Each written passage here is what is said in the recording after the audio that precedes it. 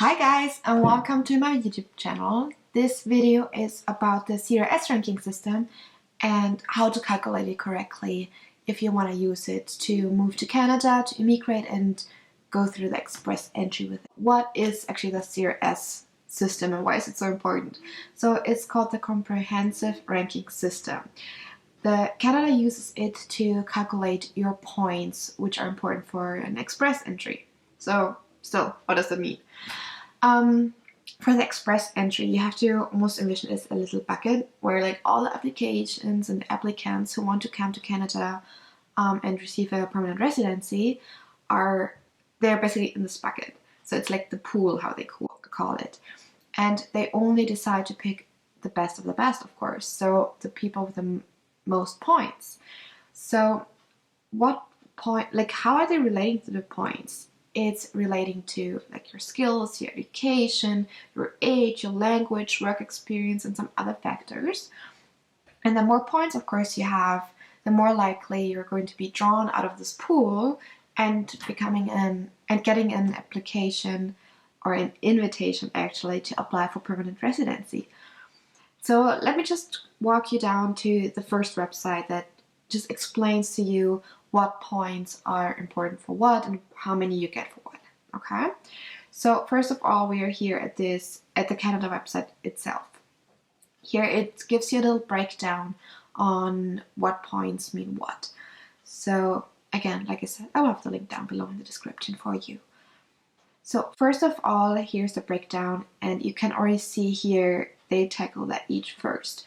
Of course, they want to have young individuals in the country first of all. So that means you get points on like how old you actually are while applying for permanent residency. But you can also see here how they separate it between if you want to come to Canada with a spouse or if you want to come without a spouse. You can just see here that there are different points applied to it. So what you have to know there, if you decide between coming with a partner or without a partner, if you're in a partnership with someone who is already a permanent resident or a citizen here in Canada, you have to choose from without a partner. It's still connecting to it, which is weird because the same thing applies for you when you're actually single, right? But yeah, everything else, so if you're in a common law, if you're married, etc., you have to pick the one with a spouse. Okay? So I'll just walk you through a little bit on how you can count them up. Okay, so here you see, for example, let's say you're somewhere between 20 and 29 years old. That's where you get the most points.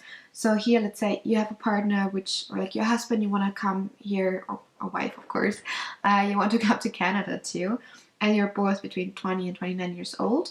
You can already get 100 points to your account, which is amazing. If you're older or younger, you just have to pick the amount of points that actually would apply for you. Okay, so the next big thing is your education. They of course want to have very educated people here because they literally can pick and choose from whoever they want. So it is important to see like where you're landing in with your education. For that though, you also have to be aware of the fact that only just, let's say you have a higher education in your home country, it also has to be recognized here in Canada. So to make sure that this is actually the case and your education gets educated, you will have to go to, for example, the WES site, World Education Services. They help you to basically translate your education and your degree into the Canadian system. Okay, again, I will have the link to this website down below in the description. Okay, let's go back to the system. So here you see, again, the separation between your spouse, like if you come here with your spouse or alone, and then they list it up here. So if you don't even have a high school degree, you unfortunately don't get any points at all. But then if you have a high school degree, you're already getting some. If you have a one-year program or certificate, you get some more, and then it just adds up and adds up. So if you have a bachelor's degree, you get 112 points or 120 depending if you want to come to Canada with a partner or not. And then also like master's degree, of course, and doctors, etc. Okay. Then the next point is language. So language is probably the most tricky one because, of course, you have to do a language test.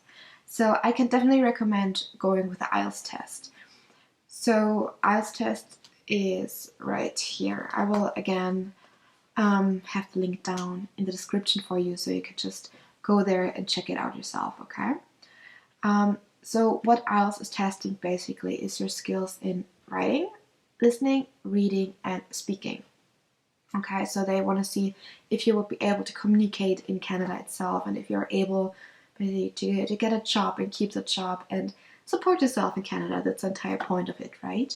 You might think now, like, wait a minute, this says CLB and not IELTS. So what is the difference? Okay, so CLB is the Canadian language benchmark, which is basically like the official Canada part of language skills. With that, you can though still go to an IELTS test and IELTS Center, and then type in, for example, here your conversion rating on which is actually what. So let's say you have 7 points in your IELTS listening, that converts into CLB listening 7, okay? But for reading, it would be into 9. So it might sound a little bit more confusing than it actually is. However, the easiest way is to book your IELTS test and just do it. Train for it. Do some test runs and see that you're getting a high language skill, because the higher and better your language is, the easier it is for you to actually come to Canada, okay, and get more points with it. So it all is kind of connected, okay? So let's say you got your results back and now you're just converting it into the CLB system to make it official for Canada. You have your ratings down here, and then now you can go basically back to your comprehensive ranking system. And then you basically can go back and see how good your language skills are. And maybe you, if you didn't do the test yet, maybe you can just guess it a little bit and see where you think you might land, just to get a first idea on how many points you would get. Okay, so here you would see, for example, for the first language, okay, reading, writing, speaking, and listening, as we already had it. And now you have to add them up for every category, okay? So let's say you got for the first category reading 7 points. So CLB 7, which means you get 16 points. But then for all other 3 categories, you actually get CLB 9, let's say. So you have one time you have to actually add 16 to it.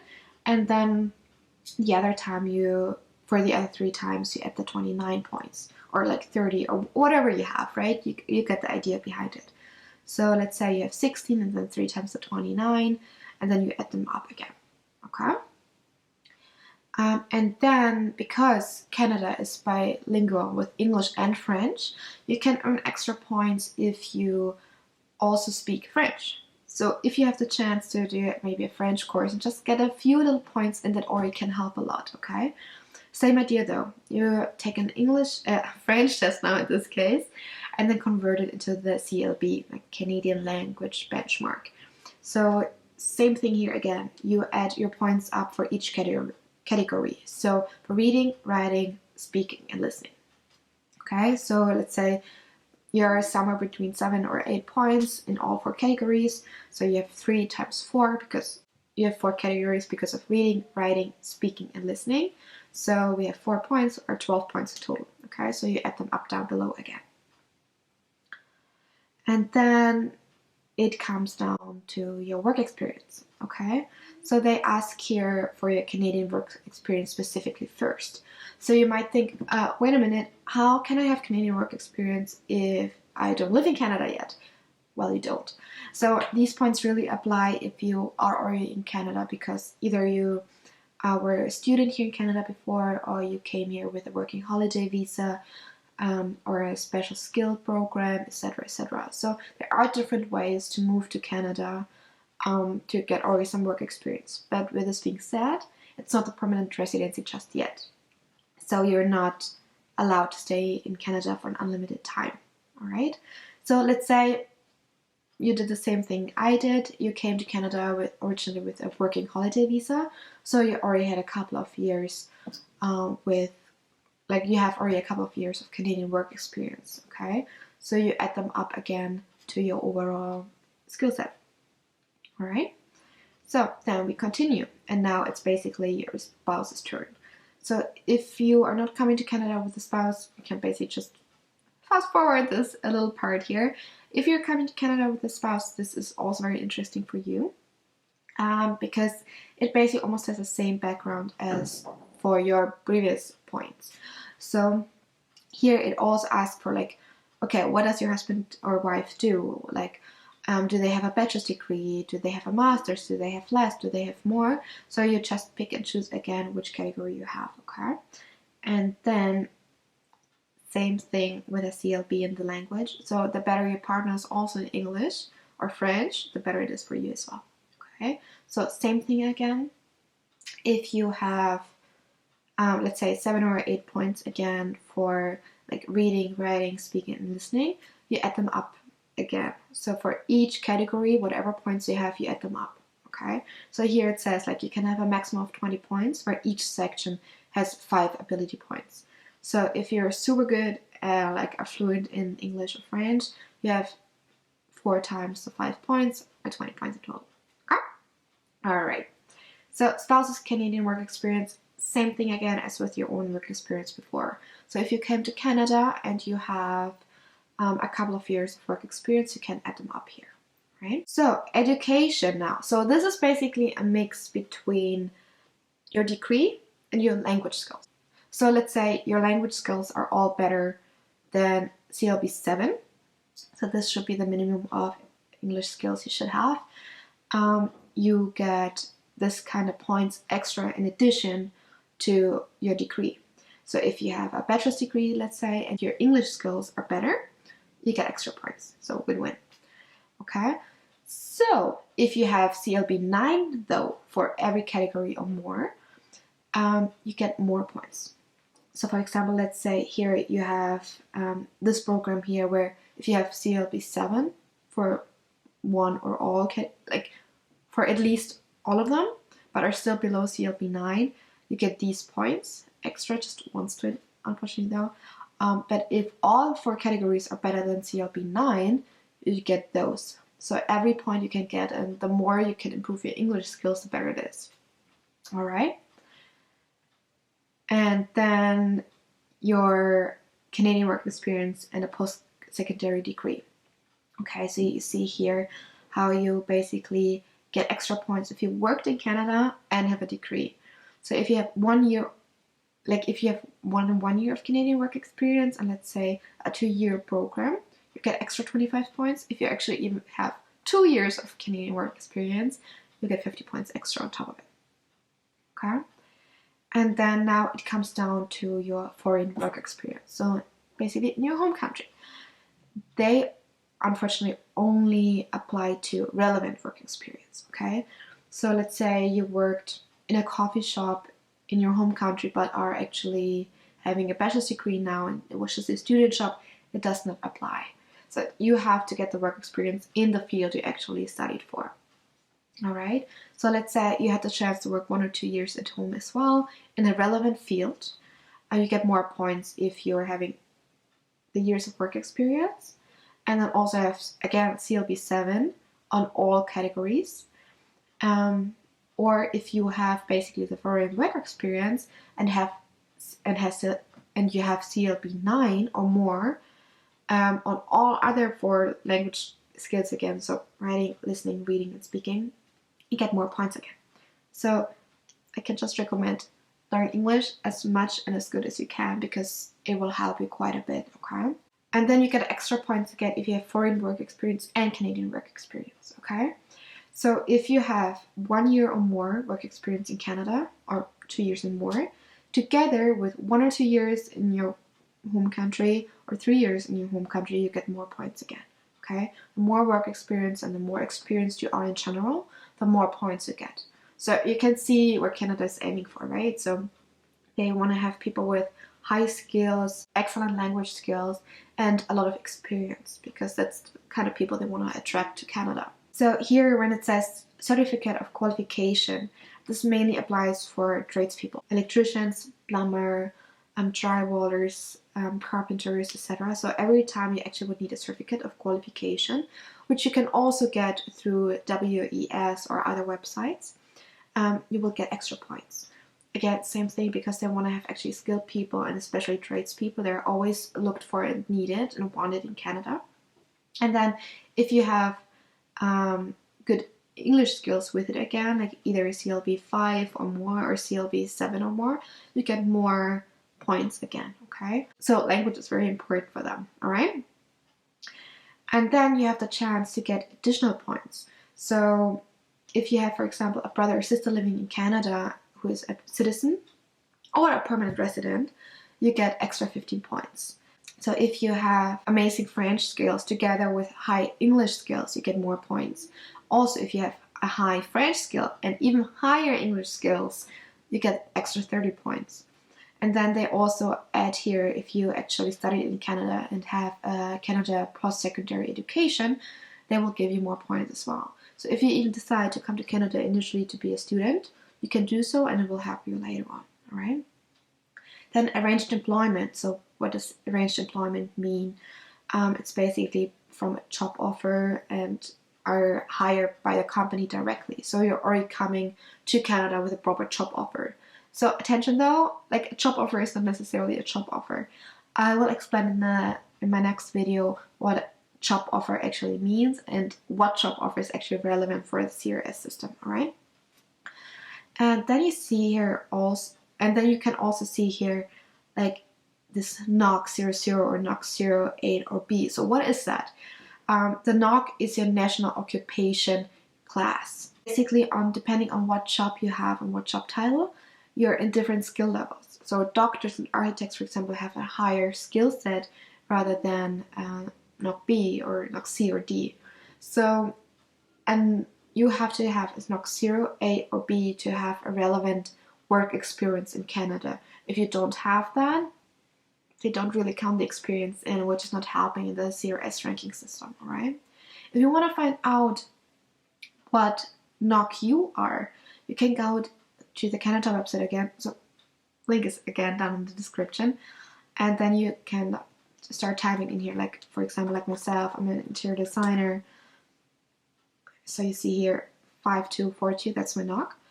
And interior designer, interior decorator, it's skill level B. So good for me, I'm still in the group where an work experience actually counts in, okay?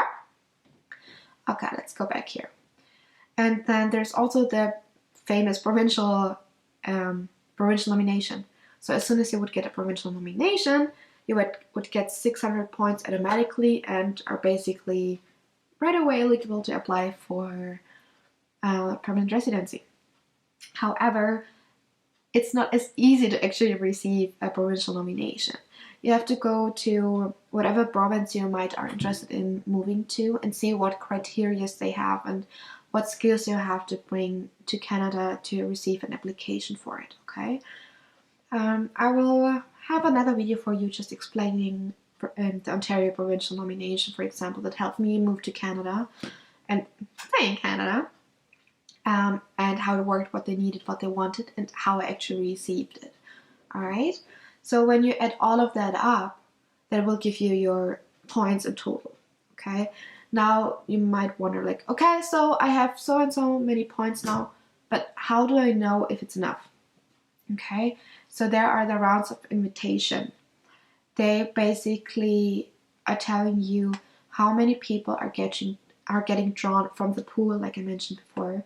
So recently they always draw actually 3,900 people out of the pool. Okay, so that means the best 3,900 people are actually getting an invitation to apply for the permanent residency. And you see the last ranking score was at 471. So you should at least have 471 points to get drawn and receive an invitation. If you're only at 300 points, the chance of you ever getting drawn is very low. However, if you're closer to like the 470 mark, it's quite realistic, alright? So you can go here also in the previous rounds and see where we were looking at from the past few draws. So the last one was massive with 4,500 invitations, where they had a 470 of ranking. And in February, they have had 472 points. In January, 471 again. 473, 469. So you see they're quite high throughout the entire program, right? And when you already like look at the dates as well, there are always like 2 to 3 draws per month. Okay, so just stay tuned. Maybe it drops again sometimes a little bit. Maybe there's a way for you to increase your points, like getting a better education, improving your English skills, improving your French skills, etc., etc. Okay, so I hope this really helped you guys a little bit to understand how the CRS ranking works, how you can count up your points, and why it is relevant for moving or like immigrating to Canada fully and becoming a permanent resident. So hit the like button if it really helped you. Subscribe if you're interested in just staying in the loop and stay informed about immigrating to Canada and the Canada lifestyle. And then I hope I will see you soon the next time. Cheers!